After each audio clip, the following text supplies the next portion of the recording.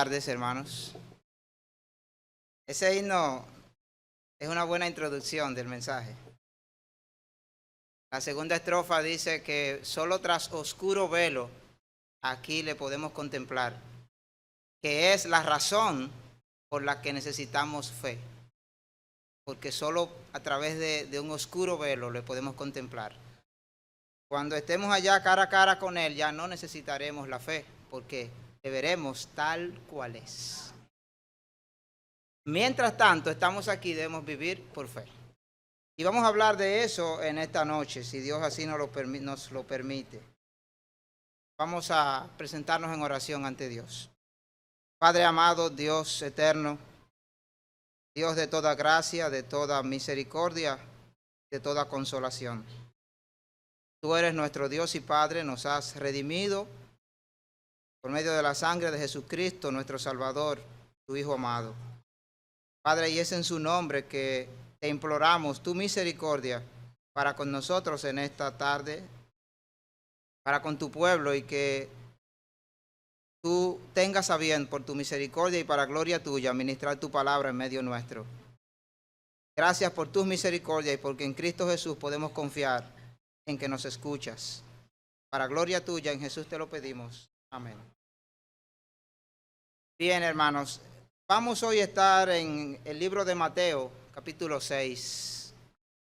Y vamos a ver acerca de que nuestras prioridades revelan nuestra fe. Nuestras prioridades revelan nuestra fe. Hace un momento les decía que nuestra vida en esta tierra es una vida de fe en todos los aspectos. En el capítulo 5 del Evangelio de Mateo se inicia la reproducción o el relato de aquel discurso público de Cristo conocido como el Sermón del Monte, y esto abarca hasta el capítulo 7 del mismo libro de Mateo. El contenido espiritual de este discurso es definitivamente insondable, pero a la vez es majestuosamente sencillo y claro. En este sermón nuestro Señor, Salvador y Maestro Jesucristo señala todos los aspectos de la vida terrenal y los define a la luz de la infinita e inescrutable sabiduría de Dios. Todos los aspectos de la vida en la tierra están definidos y están estructurados, definidos en el orden correcto entre los capítulos 5 y 7 del libro de Mateo. No hay ninguna área de nuestra vida en la tierra que Jesús no haya tocado con ese sermón.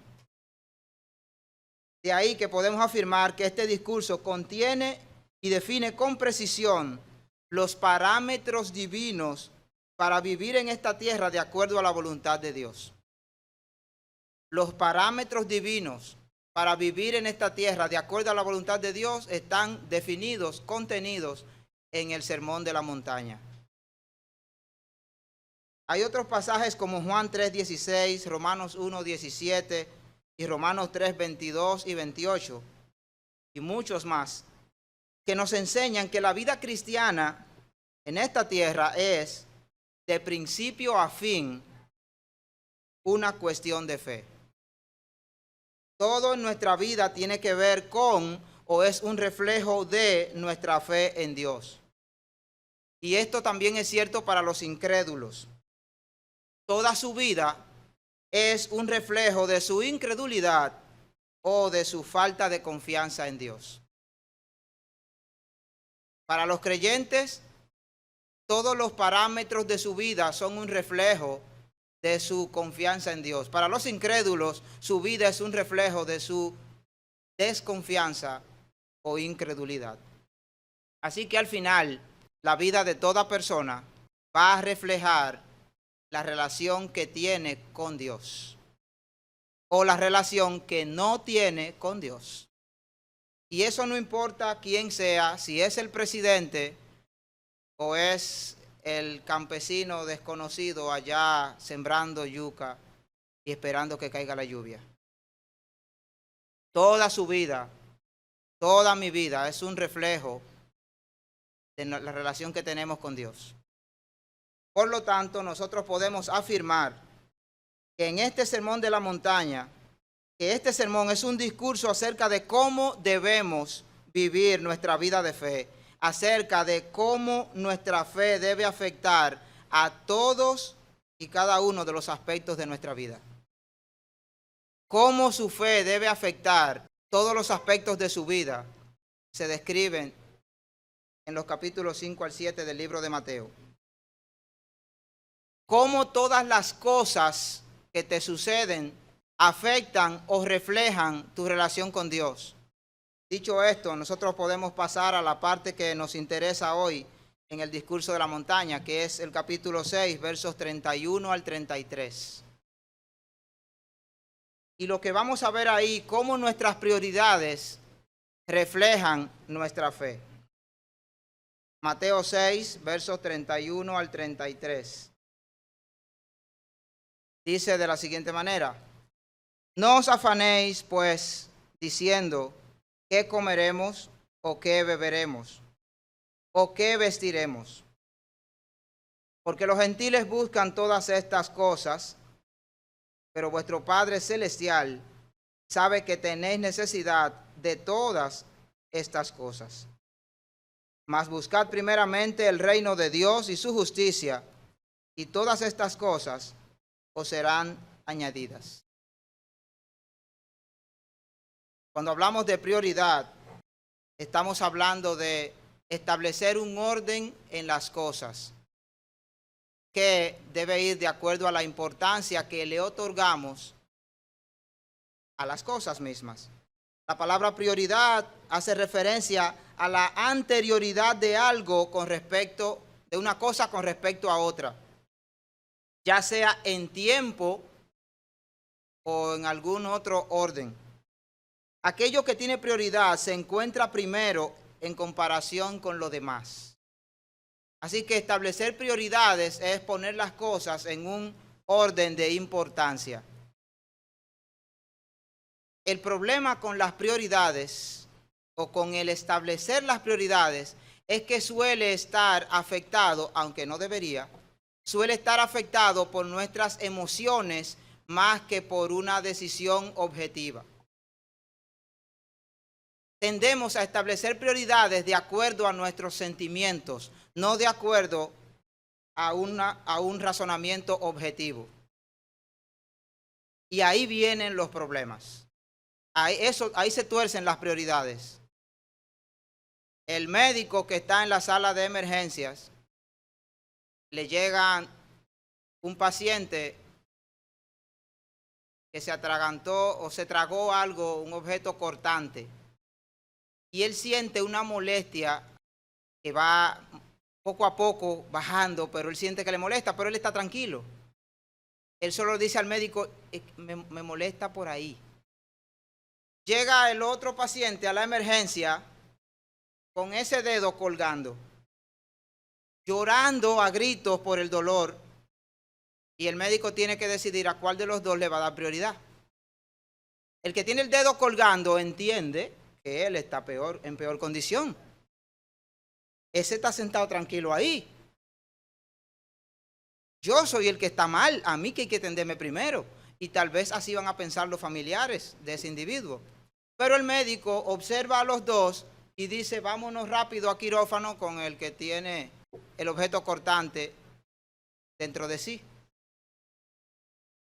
Si el médico no establece prioridad de manera objetiva, razonable, y se deja llevar porque este llegó corriendo y este llegó más o menos tranquilo, en lo que le arreglan el dedo meñique a aquel, se muere este.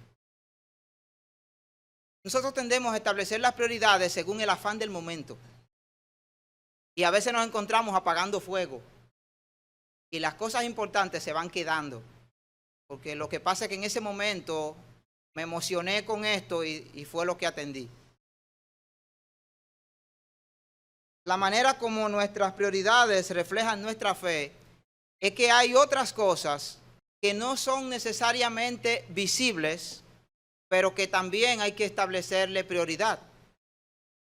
El tiempo y el dinero son los dos factores más habituales que llevan a establecer prioridades.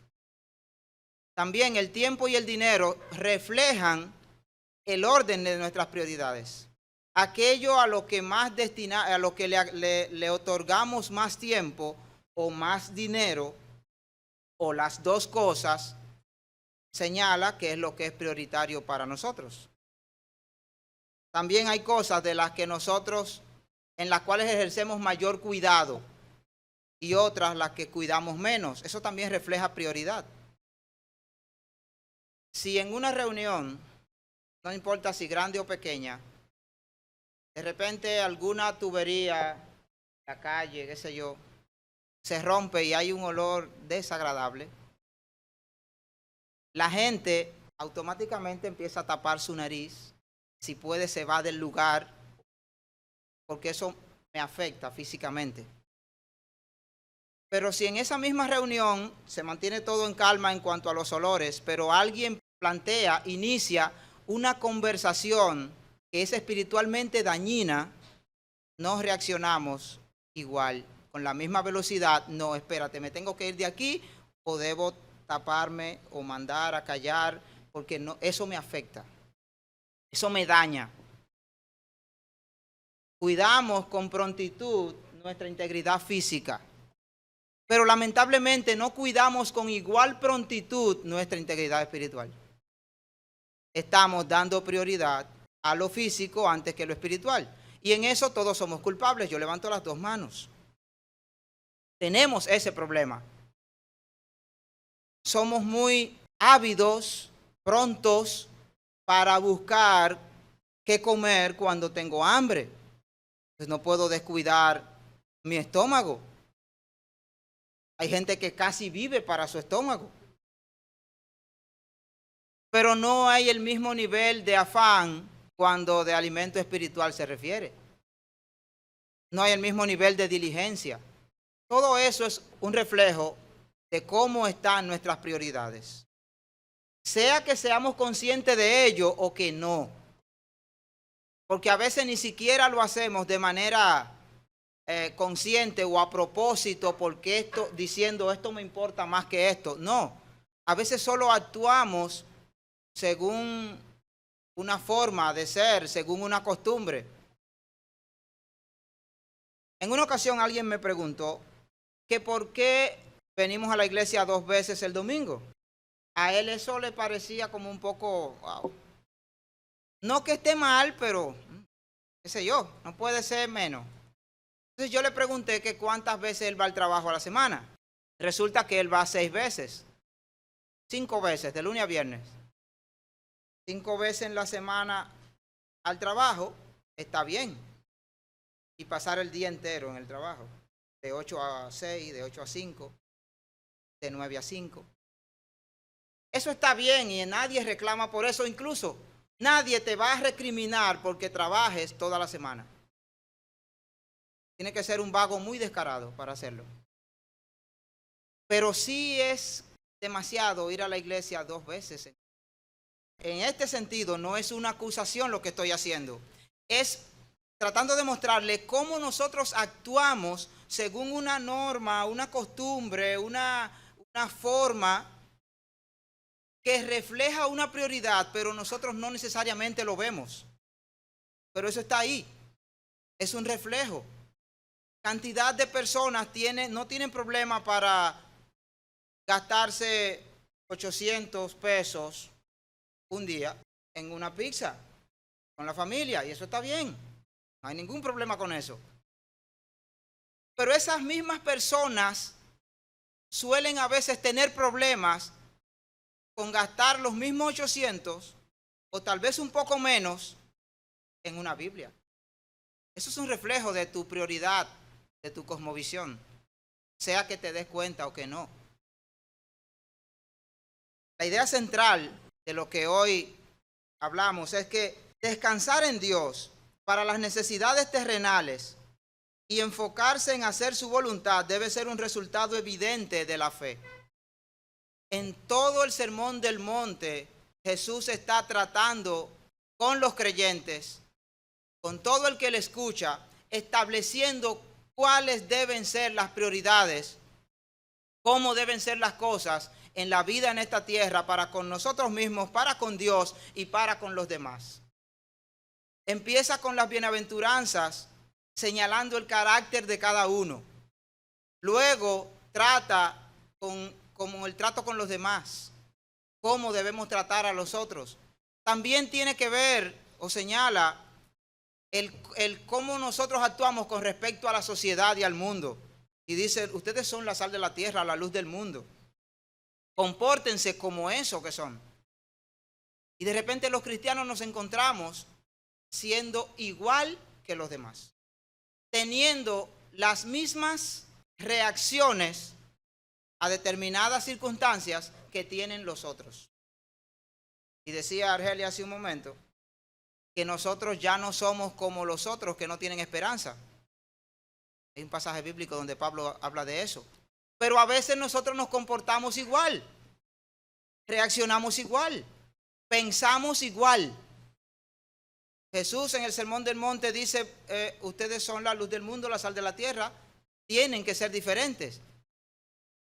Cuando entra entonces directamente al tema de las prioridades y lo que tiene que ver con el dinero en Mateo 6, Jesús habla de cómo nosotros debemos actuar con respecto a las cosas materiales, lo cual es totalmente diferente a cómo el mundo lo hace.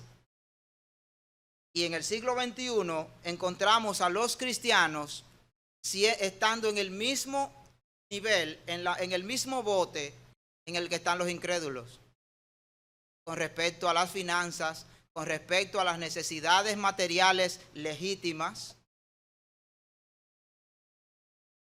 teniendo el mismo nivel de ansiedad, el mismo grado de desesperación y metiéndose en los mismos problemas.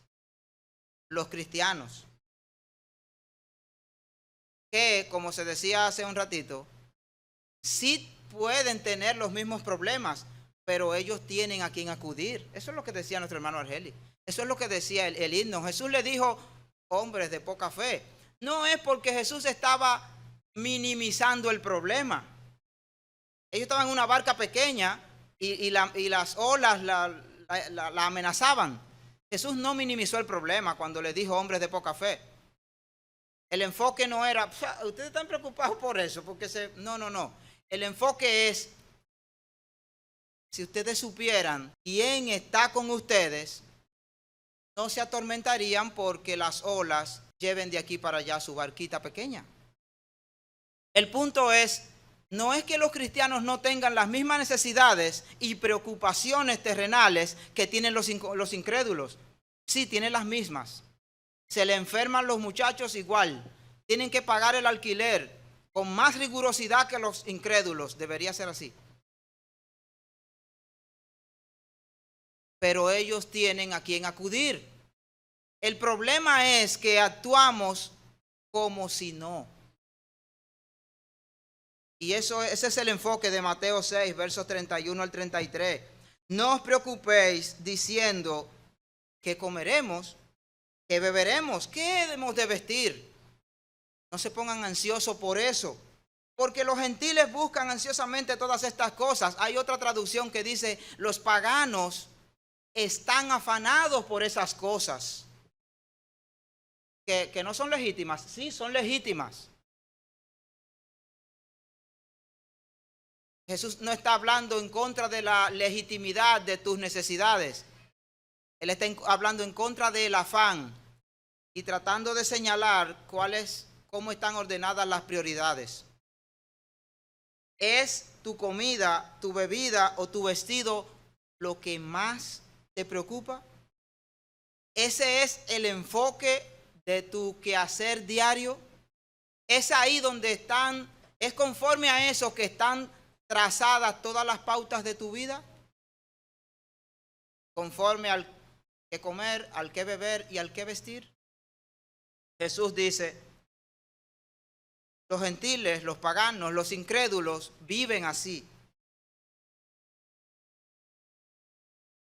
Pero vuestro Padre Celestial sabe que ustedes tienen esas necesidades. Entonces, en consecuencia, Él dice, busquen primero el reino de Dios y su justicia, Y todas esas cosas que son legítimas y que Él sabe que las necesitan, serán añadidas. El punto aquí es, ¿qué es lo que va a trazar la pauta? Hoy es domingo. La prioridad hoy era ir a la iglesia, ¿verdad? No voy a meterme en el día de hoy, no me interesa. Mañana es lunes. La prioridad de mañana, la pauta de mañana, ¿en base a qué se traza esa pauta? La pauta de hoy la solemos trazar en torno al servicio en la iglesia. Tengo que levantar un poco temprano porque hay que llegar a las 9 o antes. Luego, la diligencia que tengo que hacerla antes de las 6, antes de las 5:30, porque tengo que estar a las 6 en la iglesia. Estoy trazando la pauta conforme al servicio en la iglesia. Entonces, hoy domingo, pero mañana es lunes. No hay culto. Y tengo que hacer mi agenda igualita. Y tengo que trazar la pauta de mi quehacer diario.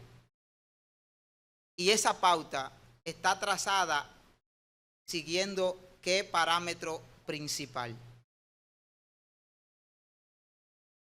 El qué comer, el qué beber o el qué vestir. Porque los paganos viven así.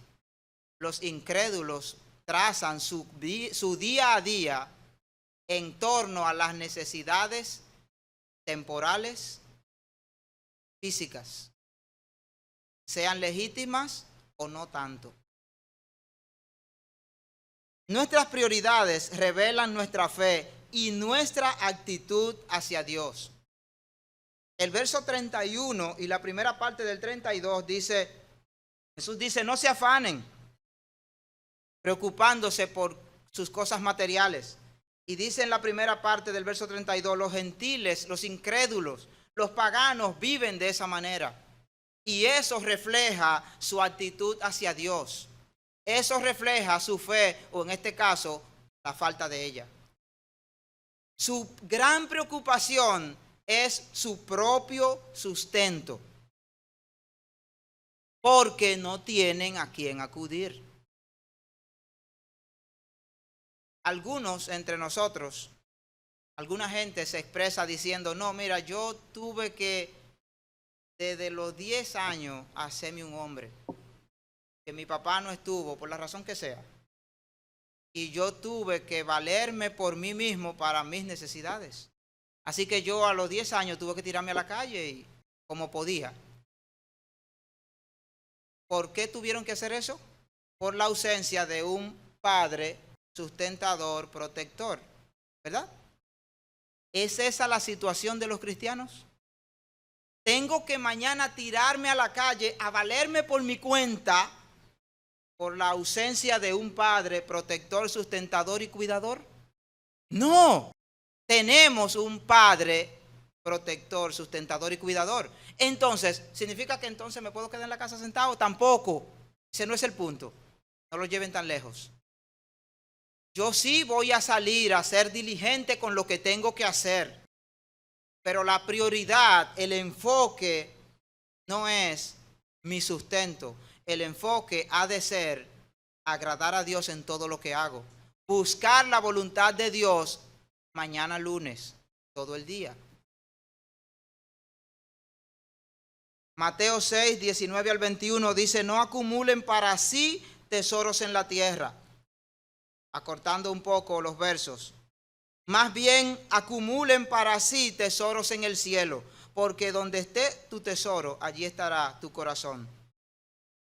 ¿Y saben qué es interesante? Que la palabra tesoro aquí, donde esté tu tesoro, también tiene el significado de almacén, depósito. Donde esté tu depósito, ahí estará tu corazón, pero tu corazón refleja tus intereses. Donde esté tu depósito, ahí estará el enfoque de tu vida, ahí estará centrada tu existencia. Donde esté tu depósito, donde esté tu almacén, ahí estará tu corazón, lo cual implica todo tu ser.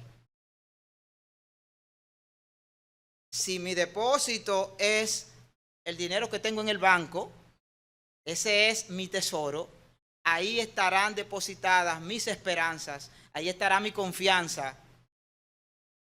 Ahí estará mi consuelo en tiempo de adversidad. O para el tiempo de adversidad. Si mi tesoro es los bienes que poseo, que puedo disponer de ellos y venderlos cuando quiera, si necesito el dinero, ahí estará tu corazón. Todo tu ser estará ahí. Tú descansarás en eso porque ese es tu tesoro, ese es tu depósito, ese es tu almacén. Jesús está diciendo, acumulen no en la tierra, sino en el cielo. Hagan su depósito en el cielo. Sean descuidados con los bienes terrenales, no significa eso, no está diciendo eso, es un tema de prioridad. Prioridad, cuando una cosa tiene prioridad sobre otra, no significa que la segunda no es importante. Tiene su importancia, lo que significa es que la primera es más importante. Más importante. Es importante que yo coma, pero si no hay suficiente, lo regular es que yo entienda como más importante darle lo que hay a mis hijos. Está lloviendo, es importante que yo me cubra, pero si no hay suficiente para cubrirnos todos, entonces voy a cubrir a ellos. ¿Significa que yo no me quiero, que yo me aborrezco, que yo...? No. Es prioridad. Hay que establecer prioridades. Los bienes terrenales son útiles y el que los tenga no debe ser descuidado con ellos porque también la Biblia nos manda a ser buenos administradores de lo que tenemos. El problema es cuando eso tiene prioridad sobre lo espiritual. Cuando es más importante la bendición que el Dios que da la bendición. Cuando tu esperanza está puesta en la bendición y no en el Dios que la da. Cuando la bendición de Dios se convierte en el ídolo que sustituye a Dios. Ahí es donde está el problema. Lucas 12, 19 al 21 dice, aquel hombre rico, diré, alma mía, ya tienes bastantes cosas buenas guardadas para muchos años. Descansa, come, bebe y disfruta de la vida. Pero Dios le dijo, necio, esta noche vienen por tu alma. Lo que has guardado, ¿de quién será? Y el verso 21 dice, así le sucede al que acumula riquezas para sí, en vez de ser rico delante de Dios. Así le sucede al que pone su corazón, su esperanza en las riquezas terrenales, en vez de hacer su almacén, su depósito en el cielo. ¿Saben qué es interesante? Que la palabra necio, utilizada en este pasaje, tiene el significado de carencia de integridad mental, carencia de sobriedad, un hábito mental desenfrenado y desconsiderado. También se define como ordenamiento imprudente de la propia vida con respecto a la salvación. Esa palabra, necio, que en sentido, una traducción literal sería falto de mente, un individuo sin mente, en nuestro idioma coloquial, un loco viejo.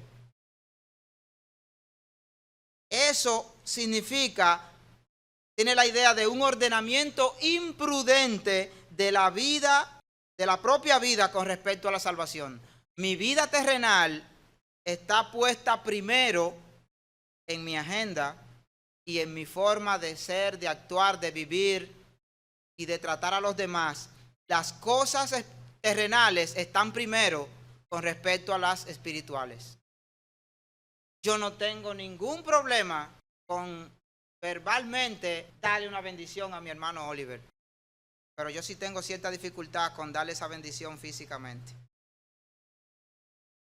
Mi hermano, que Dios te bendiga y te prospere pero los 500 que él necesita, no, espérate ahí, ¿no? Entonces, sí, miren cómo yo estoy bien dispuesto a dar verbalmente la bendición, pero cuando se trata de ir a lo físico, ahí sí no. Que yo estoy atesorando más. Obviamente que yo estoy atesorando más mis bienes materiales. Yo no tengo problema con despilfarrar bendiciones verbales para todo el mundo. Lo que yo no puedo es estar sacando dinero de mi bolsillo, ahí sí no.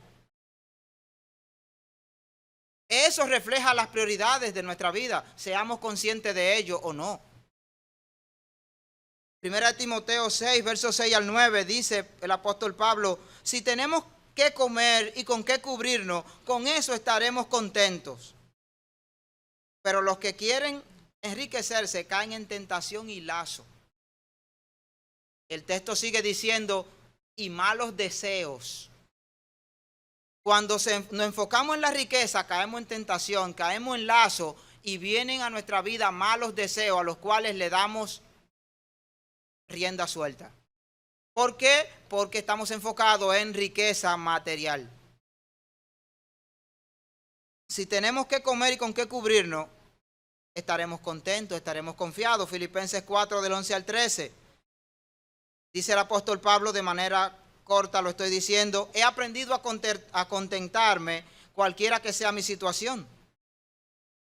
Y lo curioso también, interesante aquí es que la palabra contentarme que el apóstol Pablo utiliza es la palabra autarques, que es autosuficiencia, algo que no precisa de nada externo. En el contexto de lo que Pablo está diciendo, un escritor, un comentarista, sustituye la palabra autosuficiencia por la palabra Dios-suficiencia. Mi suficiencia está en Dios. He aprendido a contentarme. He aprendido a tener a Dios como suficiente. Y como la relación con Dios es algo interno, espiritual, el resultado de eso es las circunstancias externas, todo lo externo no es lo que determina y define mi situación o mi condición o mi estado. Estoy suficiente con Dios. Cualquier cosa que falte o sobre de lo externo no me afecta para mal. El apóstol Pablo dice en este pasaje, yo he vivido en abundancia y también he vivido en escasez. En cualquiera de las dos situaciones, a mí me basta, mi suficiencia está en Cristo. Porque tanto la abundancia como la escasez tienden a provocar problemas en nosotros. El que tiene demasiado tiende a colocar su confianza en lo que tiene. Y el que le falta mucho tiende a volverse como un desesperado, ansioso por lo que le falta. En cualquiera de los dos casos está poniendo, descansando en, ya sea en lo que tiene o en lo que no tiene. Cuando tu necesidad es todo aquello de lo que está lleno tu corazón y tu mente, tú estás descansando en tu necesidad. De ahí la ansiedad, la desesperación y todo lo demás que viene por ahí.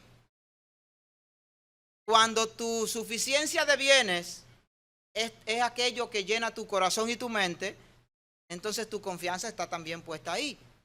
En ambos casos hay problemas y el apóstol Pablo dice, he aprendido a tener a Dios como suficiente. Lo externo no es lo que define mi condición, mi situación. Ahora nuestro segundo punto, agradar a Dios debe ser nuestra prioridad principal.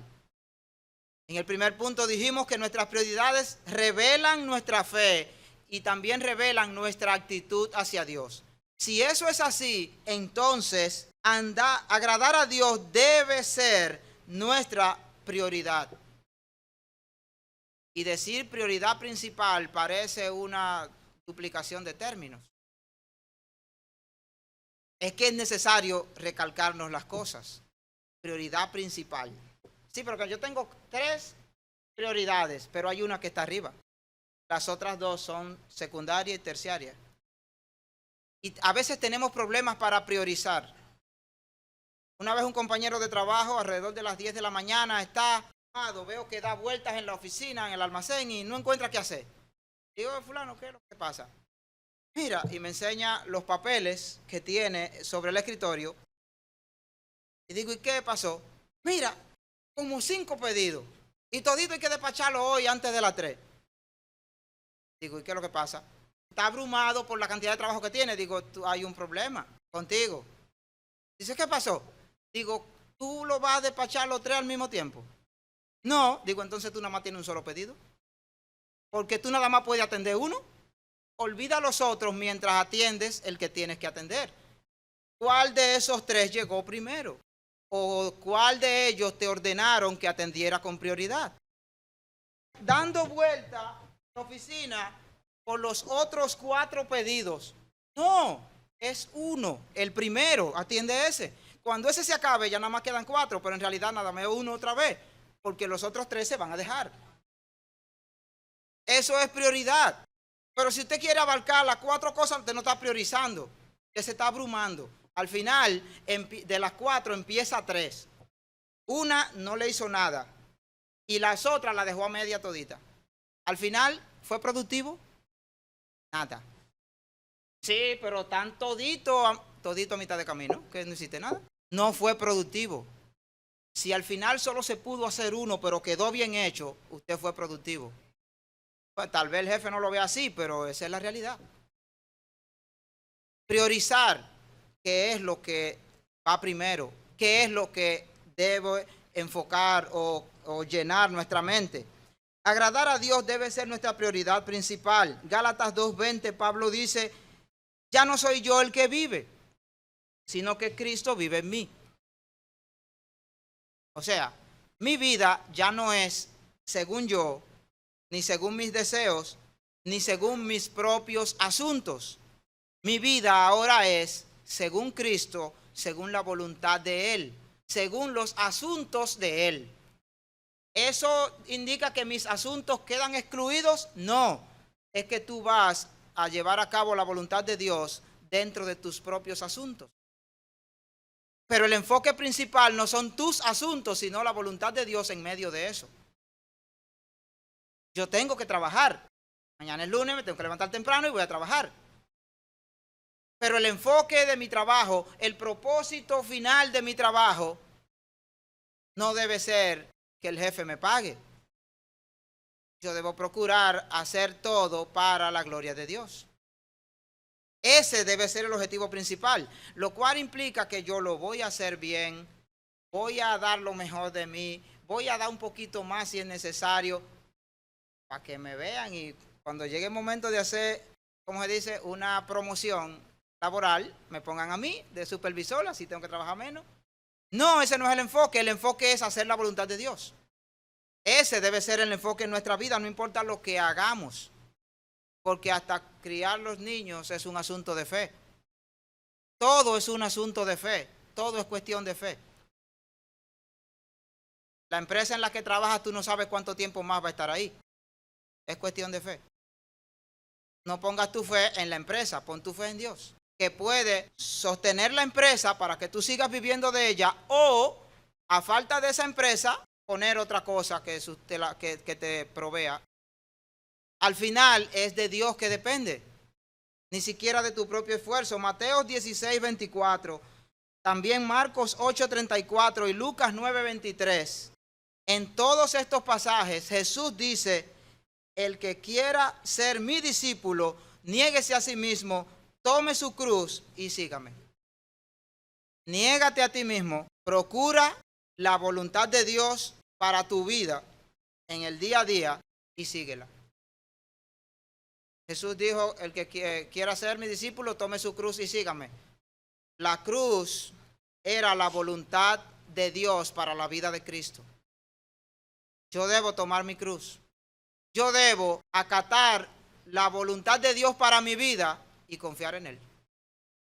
En el día a día. Buscar la voluntad de Dios y seguirla. Mateo 22:37 dice, amarás al Señor tu Dios con todo tu corazón y con toda tu alma y con toda tu mente.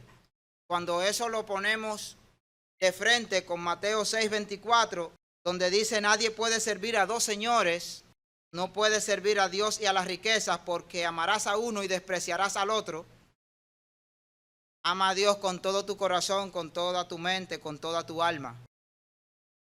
Si en las riquezas, entiéndase por riqueza, bienes materiales, no necesariamente muchos. Entiéndase por riqueza lo que yo tenga y aún lo que no tengo. Porque cuánta gente vive afanada por lo que quiere conseguir. Sí, pero es que yo no ando atrás de riqueza, yo lo único que quiero es una casa propia. Ya. Bueno, si eso es prioridad en tu vida, entonces tú no estás amando a Dios con toda tu alma, con toda tu mente. Tú estás amando más esa casa que al Dios que te la puede dar. No podemos servir a dos señores. Jesús dijo, necesariamente vas a amar a uno más que al otro. Vas a amar a uno más que al otro. Finalmente, Dios conoce nuestras necesidades y tiene cuidado de ellas. Si nuestras prioridades revelan nuestra fe y nuestra actitud hacia Dios, entonces debemos poner como prioridad en nuestra vida buscar la voluntad de Dios. Y entonces, ¿qué va a pasar con las necesidades materiales que son legítimas? Jesús responde a eso. Dios conoce nuestras necesidades y tiene cuidado de ellas. Mateo capítulo 6, verso 32, en la segunda parte del verso 32 dice, vuestro Padre Celestial sabe que tenéis necesidad de todas estas cosas. Y también la segunda parte del verso 33 dice, todas estas cosas os serán añadidas. Voy a poner la voluntad de Dios primero en mi vida. ¿Qué va a pasar con los demás? Dios sabe cuáles son tus necesidades. Él está pendiente de ellas y Él dice, promete que las suplirá. Salmo 23. El Señor es mi pastor, nada me faltará. Y todo lo que sigue diciendo el Salmo 23. En lugares de pastos suaves me hará descansar. Junto a aguas de reposo me va a pastorear, me va a confortar, va a cuidar de mí, me va a consolar cuando haya angustia y problemas. El Señor es mi pastor. Pero el Señor no es pastor de cabritos, Él es pastor de ovejas. Cuando la oveja se sale del cuidado del pastor, ¿puede el pastor guiarla a pastos verdes, curarle la pierna herida? No puede hacer eso porque la oveja está afuera. Cuando nosotros decidimos tomar la rienda de nuestras vidas, no, yo voy a controlar, mi asunto lo llevo yo. Y Dios dice, está bien, te voy a dejar quieto, tranquilito tú. Anda en la vista de tus ojos. Después los tropezones, las caídas, todo. Y Dios está ahí como Padre, paciente y amoroso. Te cura la herida y te muestra el camino correcto. Ahora, ¿por qué tenemos que buscar el estrellón para entonces acudir a lo que ya teníamos antes de caer? La guía de Dios. La prioridad debe ser buscar la voluntad de Dios. Las demás cosas serán añadidas. ¿Cómo? Regularmente lo que Dios usa para añadir las demás cosas es tu propio trabajo y tu propio esfuerzo. Yo no tengo derecho a esperar que las demás cosas que necesitan mis hijos y mi esposa y yo mismo, Dios las va a añadir a través de Argelis. No. Lo más normal es que Dios va a proveer todas esas necesidades físicas de mi esfuerzo. Pero mi enfoque debe ser hacer la voluntad de Dios. Hay ahí una combinación. No me voy a sentar en casa o, bueno, como tengo que buscar la voluntad de Dios, me voy a pasar todos los días en la iglesia. Y fulano, ¿y qué tú haces? No, yo no estoy trabajando. Yo lo que hago es que me levanto todos los días a las 6, me voy para la iglesia a orar hasta las 4:30 de la tarde y ahí voy para la casa otra vez. ¿Y cómo está tu familia? Una situación un poco promona, tú sabes. Y empieza el enemigo y espíritu de miseria. Cualquier excusa que se quiera poner por ahí. No es un espíritu de miseria. Es tu falta de diligencia, tu holgazanería, lo que ha provocado que en tu casa haya miseria. Tú no estás buscando la voluntad de Dios. Tú estás usando las 4 paredes del templo como refugio para tu vagancia. He visto casos así. El Señor es mi pastor, nada me faltará. Dios conoce nuestras necesidades, Él tiene cuidado de ellas. Primera de Pedro 5, versos 6 al 11, de manera resumida, dice que debemos echar toda nuestra ansiedad sobre Él. ¿Por qué razón? Porque Él tiene cuidado de nosotros. Ve a Dios con tu ansiedad, que Él tiene cuidado de ti. Voy a Dios con mi ansiedad porque Él tiene cuidado de mí. Esa es la razón bíblica. Efesios 5:29 dice que Cristo enseña que Cristo sustenta y cuida a la iglesia. Dice que el hombre ha de sostener y cuidar a su esposa como a sí mismo, como a su propio cuerpo, debe cuidarse. Y entonces luego dice como Cristo a la iglesia. Cristo sustenta y cuida de su pueblo. Y la palabra sustentar que aparece en ese pasaje se refiere al alimento físico, a la provisión de las cosas materiales. Dios no solamente está pendiente de nuestras necesidades espirituales, también de nuestras necesidades materiales. Y Él se ha comprometido a edificar su iglesia solamente en el ámbito espiritual. No, porque su iglesia está compuesta de seres humanos. No son espíritus los que componen la iglesia de Cristo. Son hombres de carne y hueso, mujeres de carne y hueso. Él edificará su iglesia en todos los sentidos. Dios tiene cuidado de nosotros. Jesús tiene cuidado de nosotros. Nosotros debemos entonces poner en prioridad su voluntad, porque de esa manera es como todo va a fluir de la manera correcta.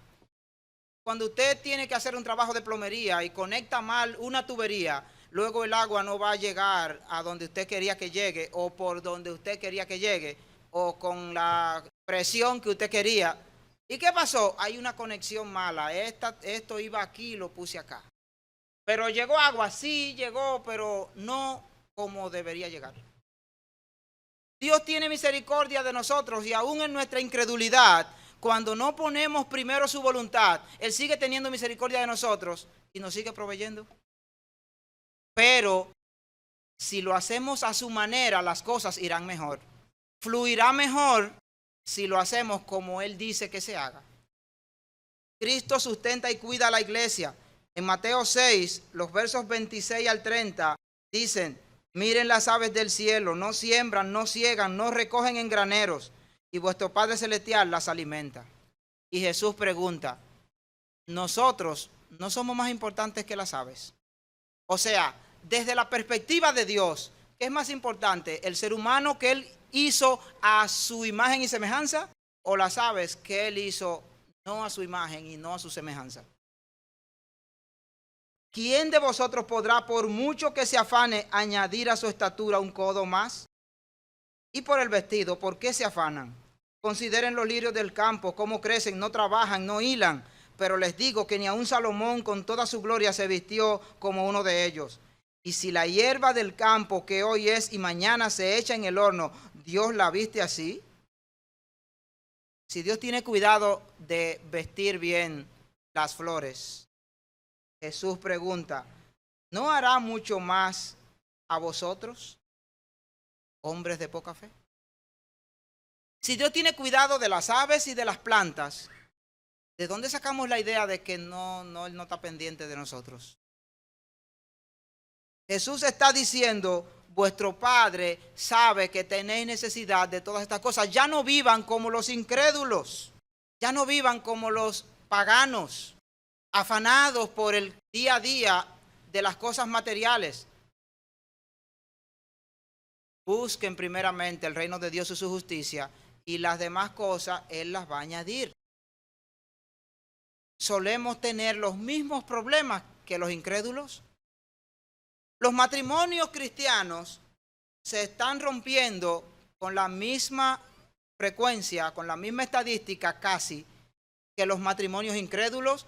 Y en el 85-90% de los casos, la razón real por la que un matrimonio se destruye es el factor económico, el factor material.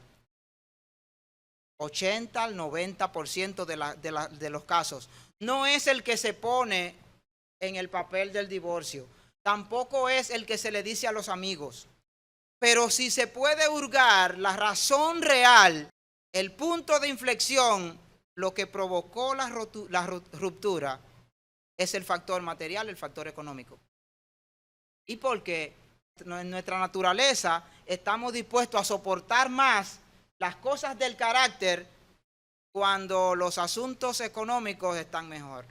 Sí, cuando mis finanzas están buenas, yo tengo un mejor humor para soportar los defectos del carácter de mi esposa. Cuando las finanzas están hechas un desastre, yo no soporto que ella haga tal o cual cosa.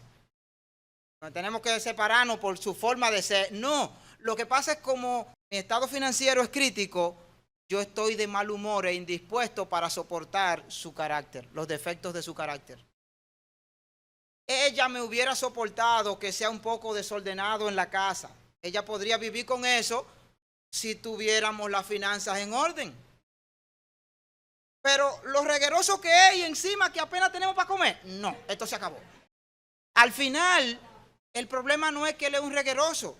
No, el problema es que la situación económica está dura. Lamentablemente, está sucediendo igual entre los creyentes.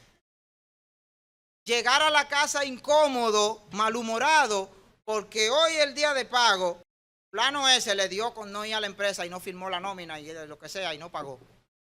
Y ya yo estoy peleando con los muchachos, peleando con mi esposa. ¿Por qué? Factor económico. Me llené de ansiedad y de preocupación por los chelitos que no llegaron y estoy pagando con los muchachos y con mi esposa, hablando mal. Al final, ¿cuál es la situación? Economía. Y peor aún si fue que en el camino me asaltaron y me quitaron lo que había cobrado. Y llega a la casa y no hay quien le pregunte qué hora es. ¿Por qué? Porque se perdieron los 6,000 o 8,000 pesos que llevaba en la cartera. No es por otra razón. Al final es el factor económico el que está afectando. Provoca mal humor, provoca ansiedad, provoca desesperación. Y en consecuencia, todo el que esté a mi alrededor va a coger un poco de eso. No debería ser así porque Pablo dice, yo he aprendido a vivir en abundancia y en escasez porque mi suficiencia está en Cristo. Las cosas externas son externas. Afectan, pero no determinan mi estado. Afectan, pero no determinan mi relación con Dios, porque son externas. Y en eso todos tenemos un pequeño problema. El propósito de nuestro mensaje hoy es que por la misericordia de Dios, al leer en este capítulo 6 de Mateo, nosotros podamos aprender a confiar en Dios de tal manera que nuestras necesidades terrenales dejen de ser la principal preocupación en nuestra vida diaria y podamos descansar en Él sabiendo que Él conoce nuestras necesidades y que cuida de nosotros.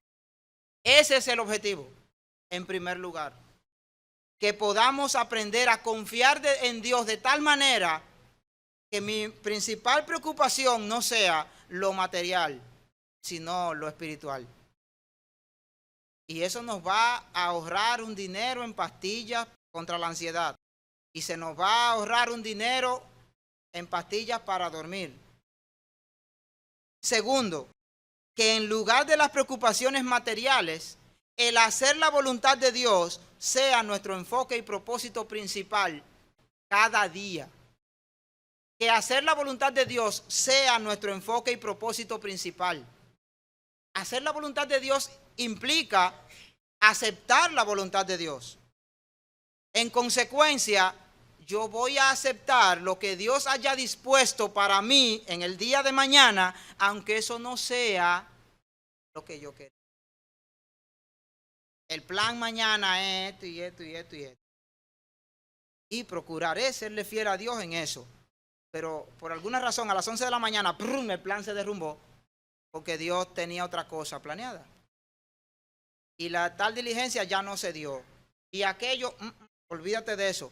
Pero y entonces, todos esos proyectos se fueron a pique. Pero tú te propusiste hacer la voluntad de Dios en ese día.